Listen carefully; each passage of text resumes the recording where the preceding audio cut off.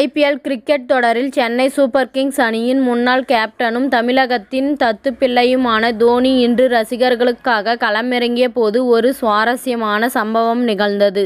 42 வயதான தோனி விளையாடும் கடைசி IPL தொடராக இது இருக்கும் என ரசிகர்கள் மத்தியில் கருத்து நிலவுகின்றது. இதன் காரணமாக தோனி சேப்பாக்கம் மைதானத்தில் விளையாடுவதை எப்படியாவது பார்த்துவிட வேண்டும் என ரசிகர்கள் போட்டாபோட்டி போட்டுக்கொண்டு டிக்கெட்டுகளை பெறுகின்றனர்.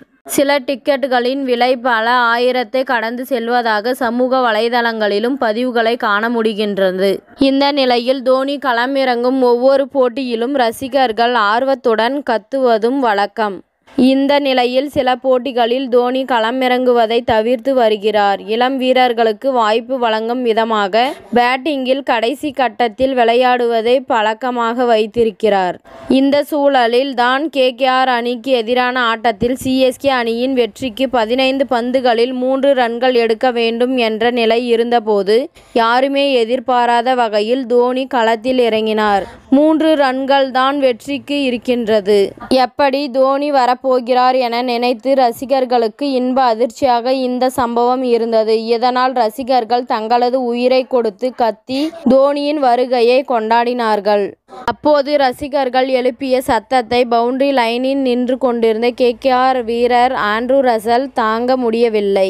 இதனால் அவர் காதை மூடிக்கொண்டு இந்த சத்தத்தை தாங்க முடியாமல் கதறினார். CSK ரசிகர்கள் எழுப்பிய சத்தம் சுமார் 125 டெசிபல் அளவை தாண்டி இருக்கின்றது. மனிதர்களால் 80 டெசிபல் சதத்திற்கு மேல் சென்றால் அதனை தாங்கிக் கொள்ள முடியாது. ஆனால் தோனி ரசிகர்கள் எழுப்பிய சத்தம் மனிதர்களின் காது ஜவ்வை கிழித்துவிடும் அளவுக்கு இருந்தது. ஆண்ட்ரூ ரசல் இந்த ரியாக்ஷனை போட்டு இதுதான் தோனியின் மகிமை என்று CSK ரசிகர்கள் ட்ரெண்டிங் செய்து வருகின்றார்கள். இத்துடன் இந்த செய்தி முடிவடைகின்றது. நன்றி, வணக்கம். மீண்டும் அடுத்த வீடியோவில் சந்திப்போம். மேலும் இது போன்ற சுவாரஸ்யமான தகவல்களை அறிய தமிழ் சிறை சேனலை சப்ஸ்கிரைப் பண்ணுங்க, ஷேர் பண்ணுங்க, லைக் பண்ணுங்க மற்றும் கமெண்ட் பண்ணுங்க.